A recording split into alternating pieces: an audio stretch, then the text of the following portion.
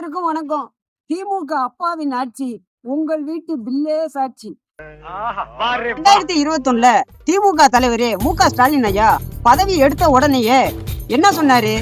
திமுக கட்சிக்கு வாக்களித்த மக்கள் எங்களுடைய செயல்பாடுகளை கண்டு மகிழ்வார்கள்.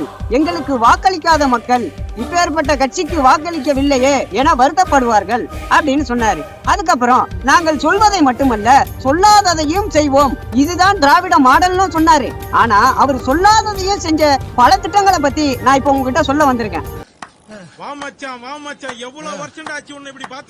ஊரெங்கும் தடையில்லா கஞ்சா திட்டம், மழைக்காலங்கள்ல இல்லம் தேடி வெள்ளம் திட்டம், பட்டியலின மக்களுக்காக வேலை வயல் திட்டம், சம வேலைக்கு சம ஊதியம் கேட்கும் அரசாங்க ஊழியர்களை கைது செய்யும் திட்டம், ஊரெங்கும் கொலை திட்டம், ஊரெங்கும் கொள்ளை திட்டம், பெண்களுக்கு பாதுகாப்பு இல்லாத மாநிலமாக தமிழகம் நம்பர் 1 மாநிலமாக திகழும் திட்டம், சொத்து வரி உயர்வு திட்டம், வீட்டு வரி உயர்வு திட்டம், வருமான வரி உயர்வு திட்டம், பால் விலை உயர்வு திட்டம், மின்சார வரி உயர்வு திட்டம், பேருந்து கட்டண உயர்வு திட்டம், தமிழகம் எங்கும் சுடுகாடு திட்டம், தெருவெங்கும் ரவுடிகள் திட்டம், ஊரெங்கும் கட்ட பஞ்சாயத்து திட்டம், தொழில் அதிபர்களை மிரட்டும் திட்டம், தூய்மை பணியாளர்களை கைது செய்யும் திட்டம்.